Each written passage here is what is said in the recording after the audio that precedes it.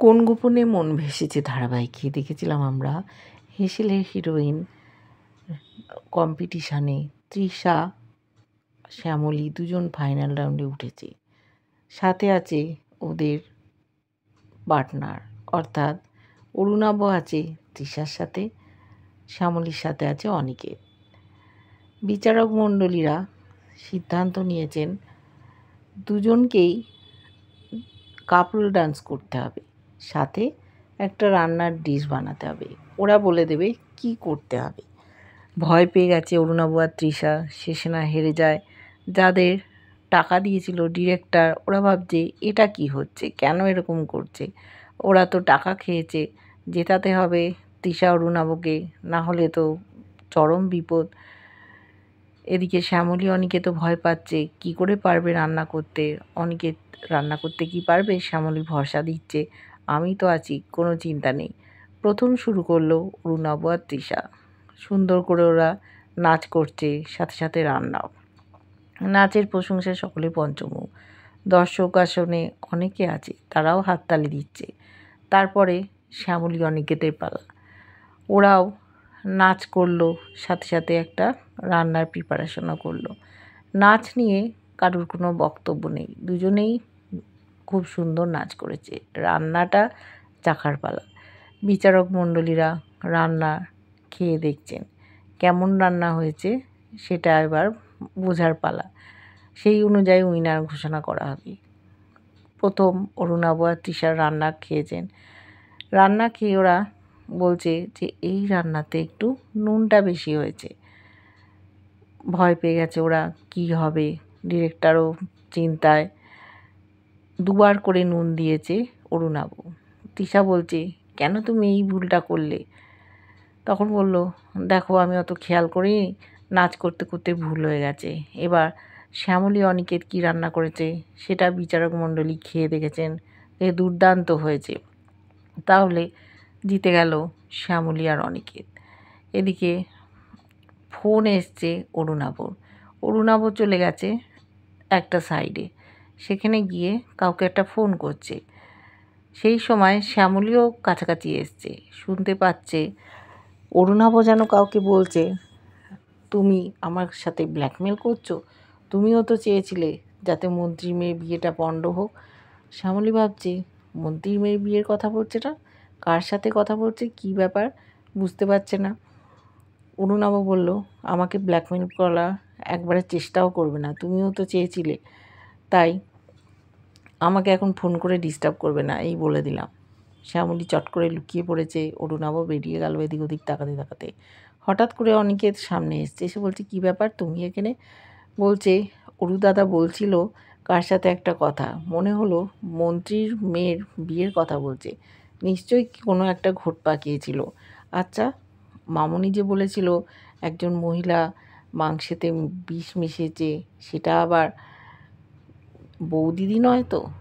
বলছে তাই নাকি, এরকম হতে পারে। মহেশ্বরকে ডাকছে, তুমি একটা পথ দেখাও।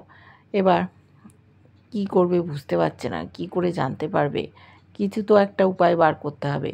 ওরা ওখান থেকে বাড়ি চলে গেল। বাড়িতে গিয়ে ভাবছে কি করব। ব্যাগের মধ্যে কিছু একটা জিনিস ছিল, বার করতে যাচ্ছে। বার করতে গিয়ে শ্যামলী ভাবছে ব্যাগের মধ্যে এটা কি। অনিকেত বলছে কি আছে ব্যাগে। তখন বলছে একটা ফোন। ফোনটা দেখেও ভাবছে আরে এই ফোনটা তো সেই ছেলেটা যে মন্ত্রীর মেয়েকে বিয়ে করতে চেয়েছিল, মেরেছিল অনিকেত, ফোনটা কেড়ে নিয়েছিল। কারণ ওখানে ওদের দুজনের অনেক ছবি ছিল, প্রমাণস্বরূপ দেখাতে চেয়েছিল বরপক্ষকে, তাই ফোনটা আর কাউকে দেওয়া হয়ে ওঠেনি। ফোনটা অন করতে চাইছিল শ্যামলী, কিন্তু অন করতে পারলো না, চার্জ আউট হয়ে গেছে।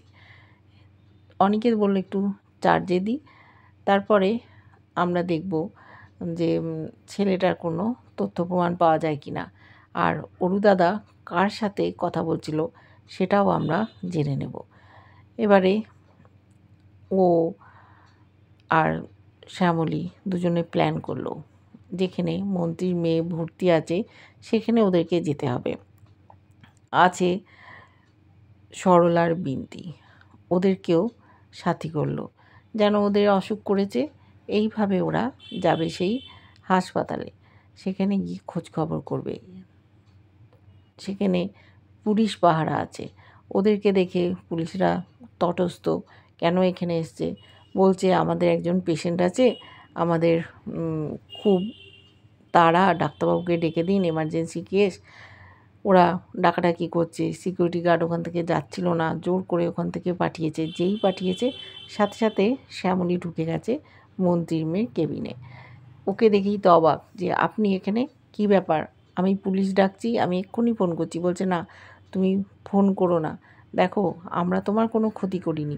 তুমি কি ভুলে গেছো তোমাকে তোমার বয়ফ্রেন্ড বিরক্ত করতে এসেছিলো, বিয়েটা ভণ্ডুল করতে এসেছিলো, তোমার মনে নেই? তা তুমি আমাদের একটা উপকার করো, ছেলেটা কোথায় থাকে না থাকে একটু ঠিকানা দাও। বলছে ওটা তো আপনাদের নিশ্চয়ই চাল ছিল। বলছে না, আমাদের কোনো চাল ছিল না, তুমি বোঝার চেষ্টা করো, আমরা খুব বিপদে পড়েছি, আমরা জানতে চাই এর পেছনে কে ছিল। ও তখন বলে দিল যে ওর বয়ফ্রেন্ড কোথায় থাকে, কোথায় বাড়ি, সমস্ত অ্যাড্রেস লিখছে শ্যামলী। ওদিকে অনিকেত দাঁড়িয়ে আছে, বিন্তিকে নার্স দেখছে কি অসুখ করছে, অসহ্য পেটের ব্যথা। সেই সময় পেছন ঘুরে দেখছে মন্ত্রীর অ্যাসিস্ট্যান্ট আসছে। ওরা তো চেনে গেট বেঙ্গল ক্যাটারারের সমস্ত লোককে, ভয় পেয়ে গেছে। এবার কি করবে? শ্যামলীকে ফোন করার চেষ্টা করছে, শ্যামলী তো ফোন ধরছে না, ও ওখান থেকে তথ্য জোগাড় করছে। এবার ওরা দুজনে এসে বলছে কি ব্যাপার, তুমি এখানে না দাঁড়িয়ে মন্ত্রীর মেয়ের সিকিউরিটি ছিলে, দূরে কেন দাঁড়িয়ে আছো? শিগগির এখানে দাঁড়াও। ওরা খেয়ালও করেনি অনিকেতরা দাঁড়িয়ে আছে। বিন্তির চেক আপ হচ্ছে, নার্স চেক আপ করছে, কোনো রকম মুখটা আড়াল করে রেখেছে। ঢুকে গেছে মন্ত্রীর মেয়ের ঘরে। ভয় পাচ্ছে অনিকেত, ধরা না পড়ে যায় শ্যামলী। ওরা যখন ঘরে ঢুকেছে, শ্যামলী দরজার পাশে লুকিয়েছিল, আস্তে করে বেরিয়ে গেছে। যেই বেরিয়ে গেছে কাজ শেষ। এবার বিন্তিকে বলেছে আমার হয়ে গেছে, এবার তুমি উঠে পড়ো। নার্স বলছে কি ব্যাপার? এই তো পেটের ব্যথায় কষ্ট পাচ্ছিলেন, আপনি এখন উঠে দাঁড়ালেন। বলছে সব কষ্ট সেরে গেছে, এখন আমরা আসি। শ্যামলী বলল টাটা বাই বাই। অনিকেত বলল কি ব্যাপার, তুমি সব খবরাখবর জোগাড় করেছো? বলছে হ্যাঁ, সব খবর জোগাড় হয়ে গেছে, এবার চলো আমরা যাই। নার্সকে বলল যে আবার যদি অসুবিধে হয় তাহলে আবার আসবো, ডাক্তারবাবুকে দেখিয়ে নেবো, আপনি চিন্তা করবেন না। নার্স অবাক হয়ে তাকিয়ে আছে। সিকিউরিটি গার্ডও কিছু বুঝলো না। সমস্ত যে জানা হয়ে গেছে, ওদের একদিন নিউ টাউনে যেতে হবে, সেই কথাই অনিকেতকে বলল। ওরা সকলে এবার বেরিয়ে গেল সেই হাসপাতাল থেকে। এবার দেখব শ্যামলী কী করে উদ্ধার করে সেই ছেলেটির, কোথায় থাকে সেই জায়গাটা, অরুণাবর সাথে যুক্ত কিনা, কে ওদের খাবারে বিষ মেশালো, ক্ষতি হয়ে গেল গেট বেঙ্গল ক্যাটারারে। সমস্তটা দেখার জন্য আমাদের অপেক্ষা করতে হবে। কেমন লাগছে ধারাবাহিকটা জানিও। ভালো লাগলে লাইক কমেন্ট সাবস্ক্রাইব করে, যারা ফেসবুক পেজ থেকে দেখছো ফলো করে সাথে থেকো।